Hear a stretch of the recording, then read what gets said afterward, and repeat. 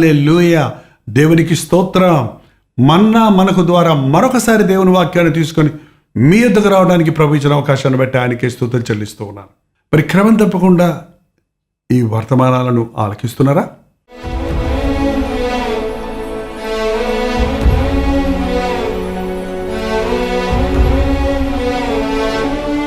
పురుషుడు కుటుంబానికి శిరస్సు ఎవరండి? కుటుంబానికి శిరస్సు ఎవరు? సంఘానికి శిరస్సు క్రీస్తు అయినట్టుగా కుటుంబమునకు శిరస్సు ఎవరున్నారు? పురుషుడు శిరస్సు. స్త్రీలు కుటుంబానికి హృదయం, గుండె. ఈ గుండె కొట్టుకుంటేనే ఆ శిరస్సు బతుకుద్ది కదండి. ఈ గుండెకు బాగుంటేనే ఆ బుర్ర సరిగా పనిచేస్తుంది. దేని మీదైనా పెత్తనం చేస్తాడు ఆయన. హృదయ స్థితి ఒక స్త్రీది ఒక ఇంటిలో.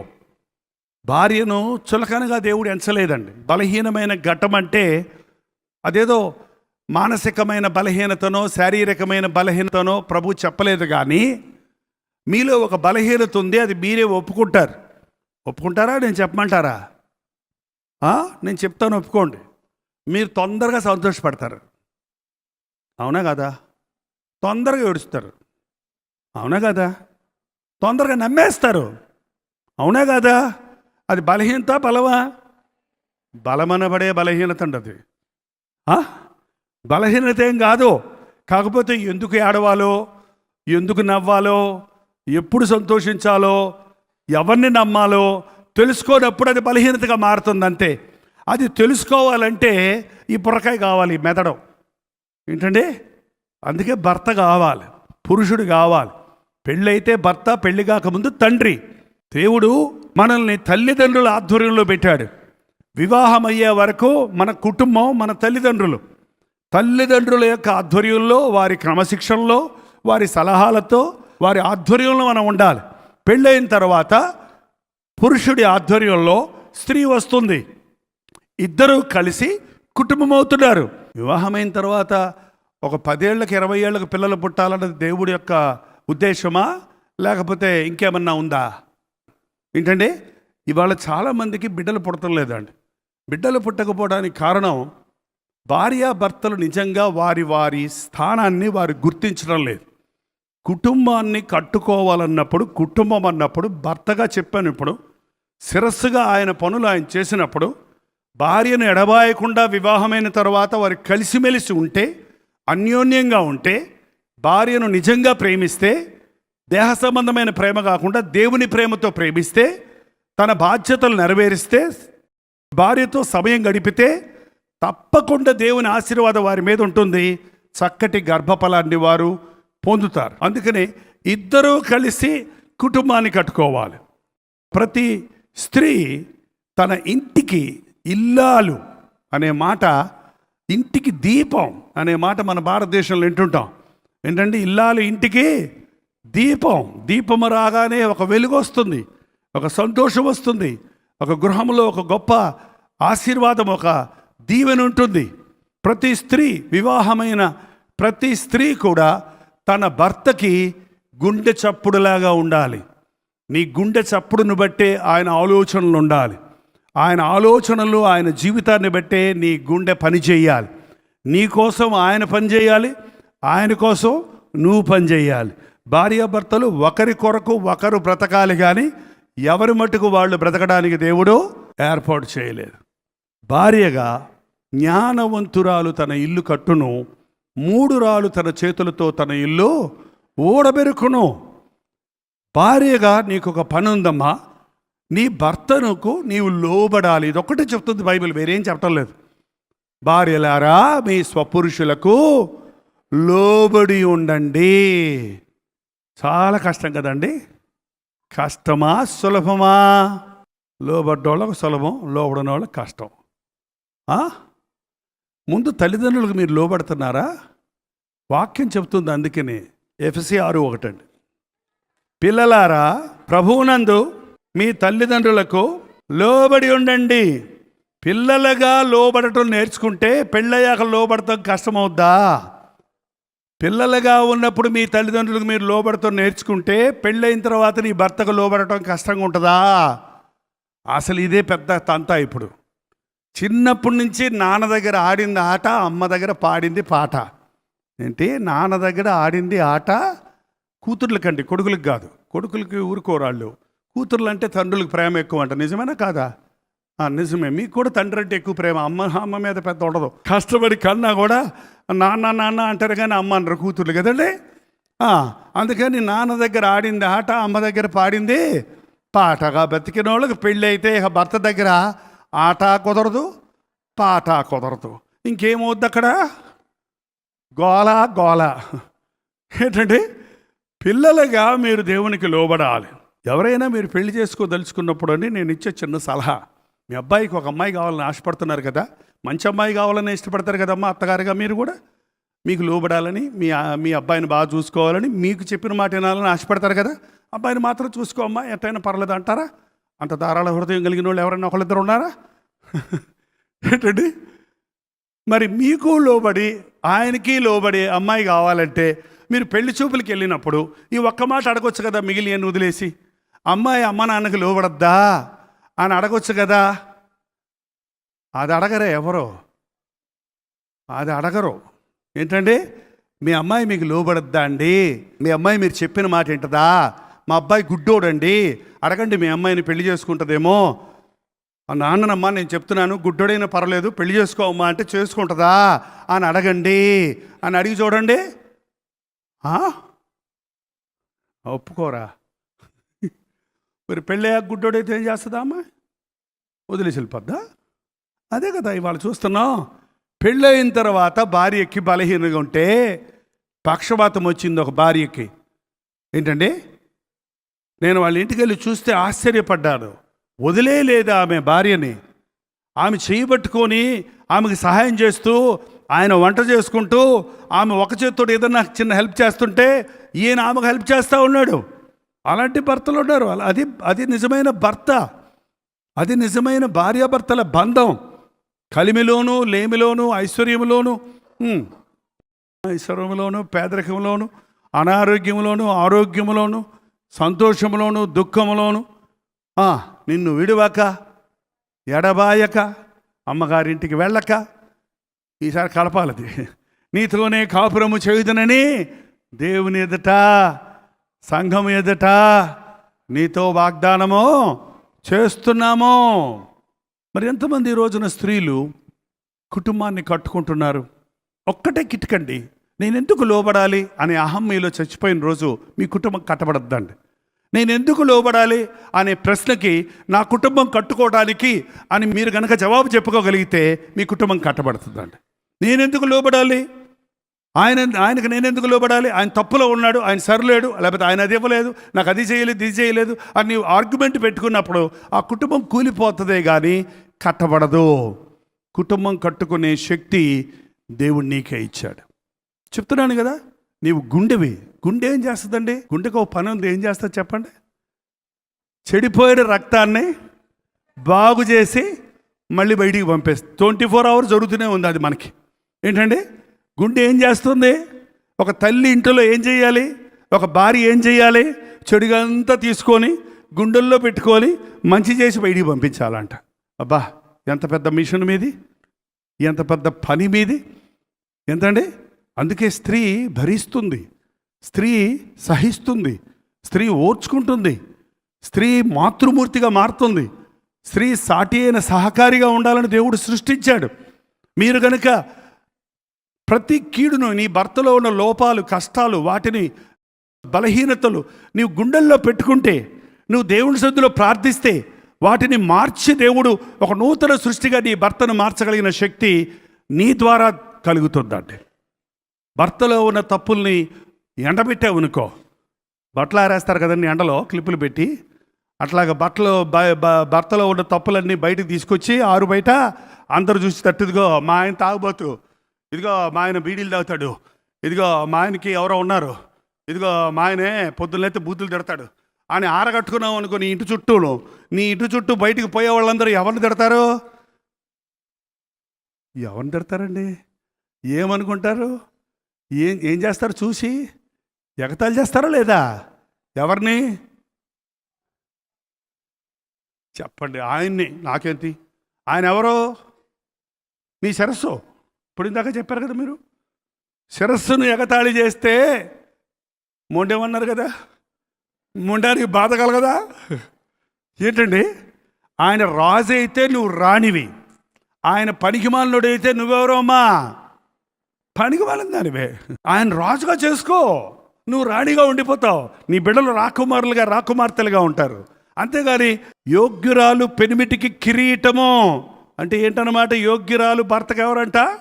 రాణి రాజుని చేస్తుంది, కిరీటం పెడుతుంది. సిగ్గు తెచ్చినది ఆయన ఎముకలకు కుళ్ళు. సిగ్గు తీసుకొస్తే, భర్తకి సిగ్గు తీసుకొస్తే కుటుంబానికే సిగ్గు కదండి, బిడ్డలకే సిగ్గు కదండి, మన కుటుంబమే కదా నవ్వుల పాలవుతుంది. ఎప్పుడు గుర్తుంచుకోండి, మీ కుటుంబంలో ఉన్న కలహాలు రోడ్డుకెక్కించకండి, కోర్టుల దాకా వెళ్ళాల్సిన అవసరమే లేదు. కొంతమంది అంటారు, మేము రోడ్లకు వెళ్ళమండి, కోర్టులకు వెళ్తారు, మా దగ్గర డబ్బులు కూడా లేవులేండి, నేను మా అమ్మో చెప్పుకుంటా అంతే. ఎవరికండి? అమ్మకి చెప్తే అమ్మ ఏమంటుంది చెప్పండి? వచ్చేయమ్మా అంటదటండి. చూడండి, తప్పమ్మా, నీ భర్తమ్మా, పెళ్ళైపోయిందమ్మా, నీకు భర్తకు లోబడి ఉండమ్మా, భర్త కొరకు ప్రార్థన చేసుకోమ్మా, కుటుంబాన్ని కట్టుకోమ్మా, కూలగొట్టుకోకమ్మా అని చెప్పదా అమ్మా? అమ్మ దేవుని బిడ్డ అయితే చెబుతుంది. మా ఒక చెల్లి ఒకసారి భర్త మీద గొడవ పెట్టుకొని మా ఇంటికి వచ్చేసిందంటే, నేను లేనులేండి, నేను బైబిల్ కాలేజీలో ఉన్నా, మా నాన్నగారు అమ్మగారు ఉన్నారు. వచ్చితే మా నాన్న గుమ్మంలోనే అడిగారు, ఏదమ్మా అల్లుడి గారు ఏరమ్మా అని అడిగారంట. అవును రాలేదు, కాబట్టి వచ్చేసాను అందంట. అంటే అల్లికి వచ్చావా? వెళ్ళమ్మా, వెళ్ళు, ఆయనతో రా వస్తే, లేకపోతే వెళ్ళు. గుమ్మలో నుంచి పంపించేశాడండి. ఇంకా మళ్ళీ రాలేదు. ఎక్కడికి రాలేదు? అమ్మగారింటికి రాలా. ఆయనతోటే సర్దుకొని ఆయన్నే మార్చుకొని చక్కగా ఉంది ఆ కుటుంబంలో. వచ్చేసుంటే ఏంటండి, అడగరా మీరు? తప్పు కదా. నీ భర్త సరున్నా సరిలేకపోయినా నీ వాగ్దానం చేసి పెళ్లి చేసుకున్నావు కదా అని చెప్పాలి కదా. ఏంటండి, తల్లులు పిల్లలకి సపోర్ట్ చేస్తారు, కాకి పిల్ల కాకికి ముద్దు. అవునమ్మా నా బంగారమే, రామ్మా. ఏంటమ్మా గొడవ? కాఫీ పెట్టిమ్మంటే పెట్టేవలేదు మమ్మీ, నాకు పెట్టేవాడా పనికి మాలినోడు, కాఫీ కూడా పెట్టేవలేనుడు, ఏం పోషిస్తాడు నేను? నీకా వచ్చేయమ్మా, ఇంకెందుకులే అక్కడ. ఏంటండి, భర్త కాఫీ పెట్టివాలా? తప్పేం లేదులేండి పెట్టిస్తే. అమెరికా లాంటి దేశాల్లో భర్త భార్య అనేది ఏం లేదు. ఎవరైనా వంటగదిలోకి వెళ్తారు, ఒకళ్ళు వండుకుంటారు, ఒకళ్ళు పెట్టుకుంటారు. కానీ ఇది ఒక పెద్ద నేరారోపణ చేసి అమ్మకు చెప్పుకోవటం, అమ్మ దగ్గర నుంచి సపోర్ట్ రావటం, కుటుంబం విచ్ఛిన్నం అయిపోవటం ఎంత అవమానకరం అంటే. మీకు ఏదన్నా కుటుంబంలో సమస్య ఉంటే నేను చెప్తున్నా, ఎవరికి చెప్పాలో తెలుసా? నీ ప్రార్థన ఆలకించేవాడున్నాడు. నీ భర్త నీకు ద్రోహం చేసినా, నీకు అన్యాయం చేసినా, నిన్ను విడిచిపెట్టినా నీ పక్షములో ఉంటాడంట ఆయన. యవ్వన కాలంలో విడవబడిన భార్య పక్షంలో నేను ఉత్తరవాదిగా ఉన్నాను. మీ పక్షంలో ఒకళ్ళతో మాట్లాడతాడు కాబట్టి ఆయనకి చెప్పుకోండి. ఎప్పుడైనా సరే ఆయనకి చెప్పారా, ఆయన సరిచేస్తాడు, ఆయన హృదయాన్ని మారుస్తాడు, నీ పరిస్థితులను మారుస్తాడు. కష్టపడకుండా కుటుంబం కట్టలేమండి. సంసారం అన్నది కుక్కతోక పట్టుకొని గోదావరి ఎదటం అంటండి, ఆ పక్క చెప్తారు. సంసారం అంటే ఏంటండి, కుక్కతోక పట్టుకొని గోదావరి ఏదటమంట. అంటే ఇది లాగుతుంటుంది, ఇది ఏదాలి. ఎంత కష్టం ఆలోచించండి. అంటే భార్య బిడ్డలు పట్టుకొని వాళ్ళని వదలపోకుండా, వాళ్ళు మునిగిపోకుండా, నువ్వు వేరే మునిగిపోకుండా చూసుకుంటూ ఆ నీళ్ళని ఈదుకుంటూ వెళ్ళటం అంత కష్టం. అందుకేనండి మేము పెళ్లి చేసుకోమంటారు కొంతమంది. చేసుకోకపోతే మానేమన్నాడు దేవుడు. పెళ్లి కాని వారు పెళ్లి కావాలని కోరొద్దు, పెళ్ళైన వారు విడుదల కావాలని కోరద్దు. విచిత్రం ఏంటంటే, పెళ్ళయ్యే వరకు నా పెళ్ళి ఎప్పుడు నాకు పెళ్లి చేయరా అని గొడవ పెడతారండి. పెళ్ళైన తర్వాత ఏమో అనవసరంగా చేసుకున్నాను పెళ్ళి, హాయిగా ఉన్నోడిని పాడైపోయాను పెళ్ళి, నా బతికిట్టయిపోయింది పెళ్ళయ్యాక అని విడుతూ కూర్చుంటారు. శారీర సంబంధమైన కొన్ని శ్రమలు ఉంటాయి పెళ్లి చేసుకున్న వాళ్ళకి. కానీ కుటుంబ జీవితంలో ఉన్నంత సంతోషం, అందులో ఉన్న తృప్తి ఒంటరిగా ఉన్నోళ్ళకి లేదండి. భార్య బిడ్డలు కలిసి ఆనందిస్తున్నప్పుడు ఆ సంతోషంగా పిల్లలను చూసుకుంటూ మురిసిపోతూ భార్యాభర్తలు ఇద్దరూ నవ్వుకుంటున్నప్పుడు అది ఎన్ని కోట్ల రూపాయలు దానికి కట్టగలరు చెప్పండి, బిల్లు ఇవ్వగలరా చెప్పండి, ఎంత పెట్టి కొనుక్కోగలని చెప్పండి అటువంటి సంతోషాన్ని. కుటుంబంలో గొప్ప ఆదరణ ఉంది. ఒకరికొకరు సహకరిస్తారు, ఒకరినొకరు ఆదరించుకుంటారు, ఒకరినొకరు బలపరుచుకుంటారు, ఒకరికొకరు సహాయం చేసుకుంటారు, ఒకరి కోసం ఒకరు బ్రతుకుతారు. అది దేవుని ఉద్దేశం. కుటుంబంగా స్త్రీగా నీ బాధ్యత నీ భర్తకు లోబడటం నేర్చుకోవాలి, తిరగబడటం నేర్చుకోక్కర్లేదు. నీ భర్తకు నువ్వు లోబడ్డప్పుడు నీ అహం ఈగో అడ్డ రాకూడదండి. ఎందుకు లోబడాలి అనుకోక్కర్లేదు. ఒక చిన్న బిడ్డను తల్లి కాళ్ళు చేతులు ఆ మురికి అంతా కడుగుద్దండి. ఎందుకు కడుగుద్ది చెప్పండి? ఎందుకు కడుగుద్ది చెప్పండి? ప్రేమను బట్టి కడుగుతుంది. నీ బిడ్డలు నీ కుమారులు ఏమే తిరగబడుతున్నప్పుడు కొంతమంది కొడతాడుకు వస్తుంటే కూడా కుమారులు తల్లులు పోన్లేనాయనా కుడితే కుట్టేవి లేయా అని చెప్పి ఊరుకుంటూ సర్దుకుంటారు. ఎందుకంటే చెప్పండి ఎందుకు? అదే భర్త పట్ల కూడా చూపించవచ్చు కదా. ఆ ప్రేమతో భర్తను మార్చుకోవచ్చు కదా. భార్య అనుకోగలిగిందైతే భర్త ఆమె గీసిన గీటు దాటడు. మెదడు పనిచేస్తున్న మాట నిజమేనండి, కానీ హృదయంలో జరిగిన ఆలోచనల యొక్క అవుట్కమ్మే బ్రెయిన్. హృదయం ఉంది, అది కేంద్రం. మన ఆలోచనలు, మన ఊహలు, మన యొక్క సంతోషం, మన దుఃఖం హృదయంలో ఫీల్ అవుతాం. ఇవాళ నా మనసు బాగలేదు, ఇవాళ నా మనసులో సంతోషంగా ఉన్నాను అని చెప్తున్నాం కదా. ఆ హృదయం ఎక్కడుందో తెలియదు. అలాగే స్త్రీగా మీ యొక్క స్థానం ఎక్కడుందో కుటుంబంలో తెలియదు, కానీ కుటుంబం యొక్క వ్యవస్థ అంతా కూడా నీ మీదే ఆధారపడి ఉంది. హృదయం సరిగా ఉంటేనే మనిషి తింటాడు, నిద్రపోతాడు, పడుకుంటాడు, ఏదన్నా పని చేయగలుగుతాడు. స్త్రీ ఇంటిలో నీవు సరిగా ఉన్నప్పుడే నీ కుటుంబంలో నీ బిడ్డలు, నీ భర్త, నీ గృహంలో ఉన్న వారందరూ సంతోషంగా ఉంటారు, చక్కగా జరుగుతాయి. నువ్వు గనుక సుర్రు బుర్రు అంటా ఉంటే మీ పిల్లలు పుస్తకాలు పట్టుకుంటారు, అడ్డంగా తిరగేసి పట్టుకుంటారు, మూల కూర్చొని చూస్తుంటారు. మీ ఆయనేమో సిగరెట్ పెట్టి తీసుకొని పోస్తుంటాడు. లేకపోతే నువ్వు చూస్తుండగానే బయటికి పోయి పెద్ద బాటిల్ తెచ్చుకొని నీ ఎదురుగుండా తాగుతాడు నిన్ను బాధ పెట్టాలని. ఏం చేస్తావు? తాగితే తాగా, చస్తే చావు, నేను మాత్రం మాట్లాడను. ఏమండి ఇంకాసేపటికి ఏమైపోద్ది ఇంట్లో? అబ్బా అబ్బా అబ్బా అబ్బా. కొంతమంది ఇళ్లల్లో టపాసులు బేల్తాయి. దీపావళి వస్తుంది చూడండి రేపు. కొంతమంది ఇళ్లలో టపాసులు బేల్తున్నట్టే ఇంట్లో ఉన్న ఫోటోలు పీకేసి ఇసురేసుకుంటారంట, సోఫాలు గుచ్చుకుంటారు, గాజు గ్లాసులని పగలగొట్టేస్తారు, గందరగోళం చేస్తుంటారు. ఇద్దరు ఫైట్ చేస్తారు ఇప్పుడు, ఒకళ్ళు కాదు ఇద్దరు. ఈయన ఇసిరేస్తే ఆమె అక్కడ ఇసిరేస్తుంది వంటగదిలో నుంచి. ఇంకంతే, మధ్యలో పిల్లోడికి ఏదైనా దొరికిందనుకో వాడేస్తాడు మళ్ళీ.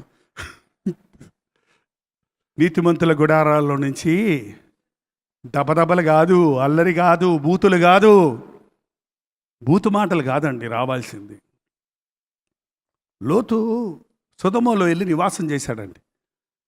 లోతు ఇంటిలోకి రా ప్రభువా అని అడిగాడు. ప్రభు వస్తే ఇల్లు కట్టుకున్నాడు వెళ్ళిపోయి. ఎక్కడ? సొదొమలో. అబ్రహాం మాత్రం గుడారంలోనే ఉన్నాడు. ఇంకా గుడారం బయట నిలబడ్డాడు. రమ్మనంగానే లోపలికి వెళ్ళి, అది గుడారమైనా సరే డేరా అయినా సరే ఆడు కూర్చొని భోంచేశాడు. కానీ లోతు ఇంటిలోకి రమ్మంటే మేము రాము, మేము వీధిలోనే ఉంటామన్నాడు. ఏంటంటే నీ ఇంటిలో కంటే వీధిలోనే మేలన్నట్టు అనమాట. కొంతమంది ఇళ్లల్లో క్షేమం లేదు, వీధుల్లో క్షేమం ఉన్నందు. చూడండి, భార్య భర్తలు గొడవ వస్తే భార్య పరిగెత్తుకొచ్చేస్తుంది రోడ్డు మీదకి. ఎందుకు? రోడ్డు మీద ఉన్నాము ఇంట్లో పరిగెత్తాలా? ఇంట్లో ఉన్నాము రోడ్డు మీద పరిగెత్తాలా? కనీసం ఎవరన్నా పక్క వాళ్ళన్నా సహాయం చేస్తారేమో, సపోర్ట్ ఉంటారేమోనని ఇంట్లో ఆయన పెట్టే నరకం అనుభవించలేక ఆయన బాత్తుంటే, కొడుతుంటే, ఏంటంటే తిడుతుంటే తట్టుకోలేక రోడ్డు మీదకి వచ్చేస్తారు. ఎన్ని ఇల్లులు ఈ రోజున రోడ్ల కంటే అన్యాయంగా తయారైన. కుటుంబంలో భర్త బాధ్యత భర్త, భార్య బాధ్యత భార్య చేయనప్పుడు, ఒకరి మీద ఒకరు నేరాలు మోపుకుంటున్నప్పుడు, పురుషుడు తన తల్లిని తండ్రిని విడిచి తన భార్యను హత్తుకొనును, వారు ఏక శరీరమై ఉంటారు. అంటే భార్యాభర్తలు ఒక శరీరమా, రెండు శరీరాలా? ఒకే శరీరం. ఏంటండి? ఒకే శరీరంలో ఉన్న అవయవాలు ఒకదాంతో ఒకటి పోరాడితే ఏమవుద్ది?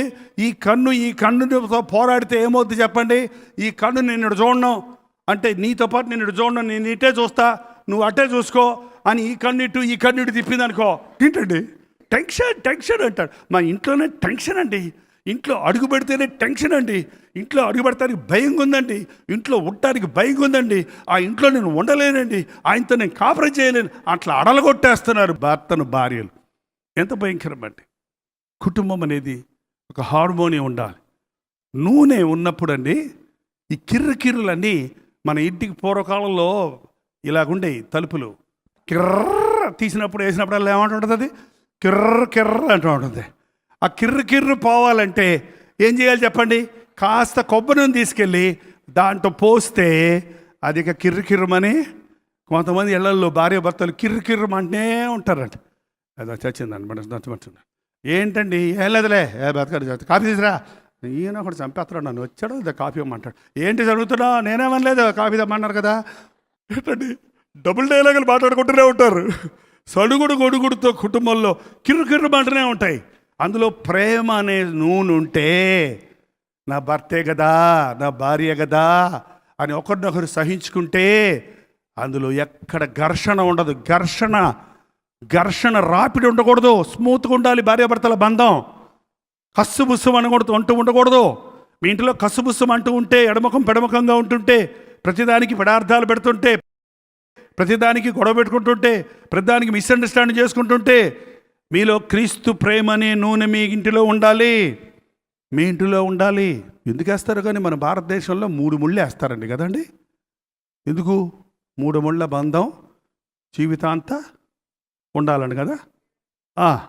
ఒక 2 ఇటుకలు తీసుకొచ్చి ఓ తాడేసి 3 ముళ్ళు కాదు 33 ముళ్ళు వేసి కట్టి 30 ఏళ్ళ తర్వాత తాడిప్పేసావు అనుకో, 2 ఇటుకలు ఏమవుతాయి చెప్పండి? అతుక్కుంటాయా? అతుక్కోవు. ఏంటండి కొంతమంది 30 ఏళ్ళు సంసారం చేశాక కూడా ఆమంటే నాకు పడదు, ఈయనంటే నాకు పడదు. మరి ఎలా సంసారం చేస్తారని అడిగాను నేను ఒకళ్ళనైతే.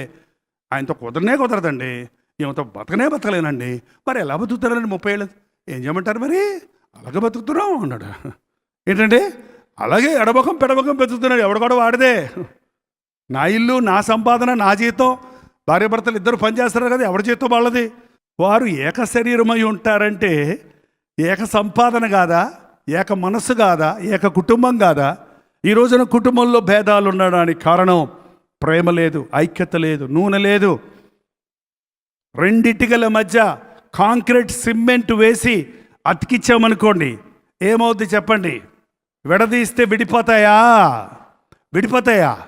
గడ్డపార గుణపం తీసుకొచ్చి పగలగొడితే కావాలంటే 2 పగులుతాయి కానీ విడవు.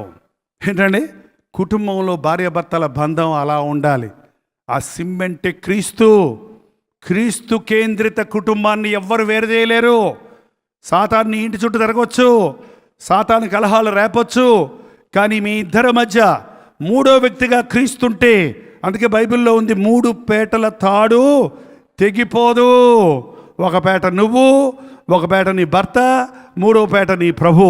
ముగ్గురు కలిసి పిన్నిన తాడు తెగదిక, ఆ కుటుంబం విడిపోదిక. ఆ కుటుంబాన్ని ఎవరు విచ్ఛిన్నం చేయలేరు. కుటుంబాలను విచ్ఛిన్నం చేయటమే సాతాను ముఖ్యమైన పనిగా ఉందండి ప్రస్తుతం. ఆ కుటుంబాలను విచ్ఛిన్నం చేయడానికి సాతాను ఎవడన్నా వాడుకుంటున్నాడు, ఏ విషయమైనా వాడుకుంటున్నారు. కానీ ఏమైనప్పటికీ నేను నా భర్త దేవుని యందు నిలబడతాం, ఏ శ్రమైనా ఏ కష్టమైనా ఆయనతో కలిసి బ్రతుకుతామని నిర్ణయించుకోవాలంటే మీ ఇద్దరి మధ్య క్రీస్తు అనే బంధం ఉండాలి.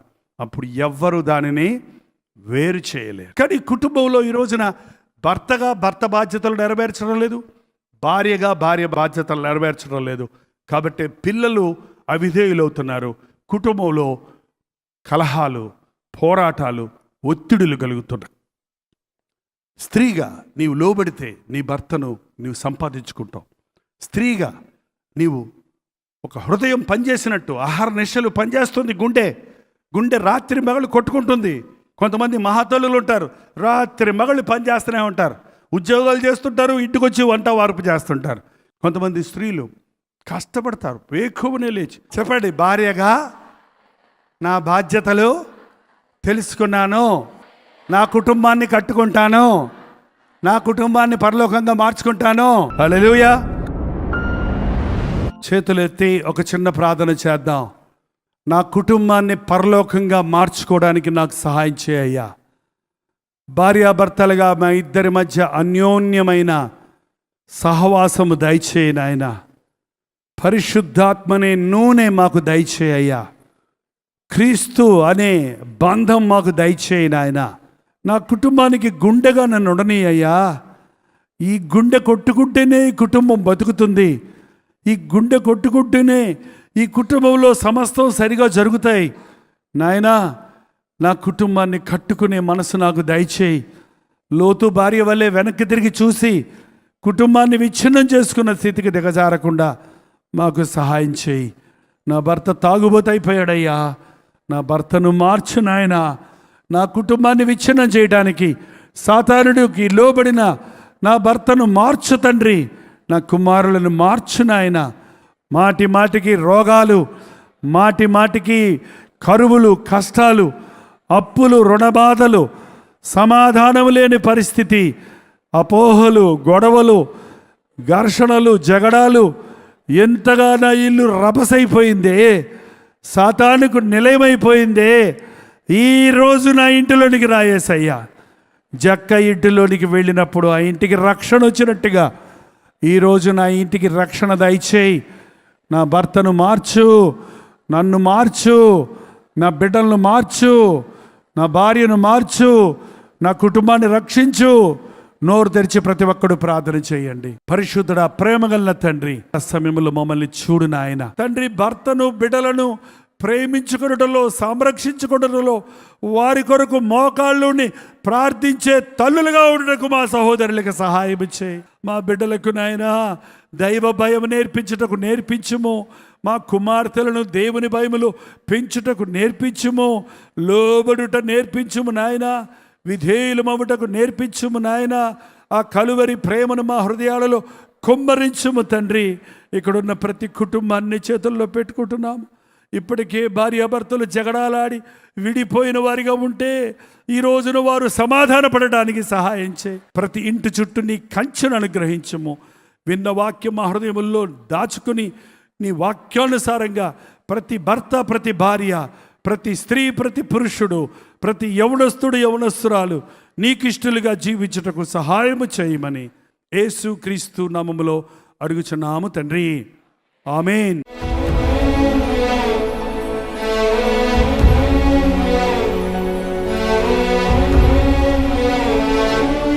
మీ ప్రార్థన ఆసక్తులు, భారాలు, ప్రైజ్ రిపోర్ట్స్ ఉంటే 954041 నెంబర్కి వాట్సాప్ మెసేజ్ కానీ లేక వాయిస్ మెసేజ్ కానీ పంపించండి. దయచేసి ఫోన్ చేయకండి, ఎత్తలేకపోతున్నాం, క్షమించండి.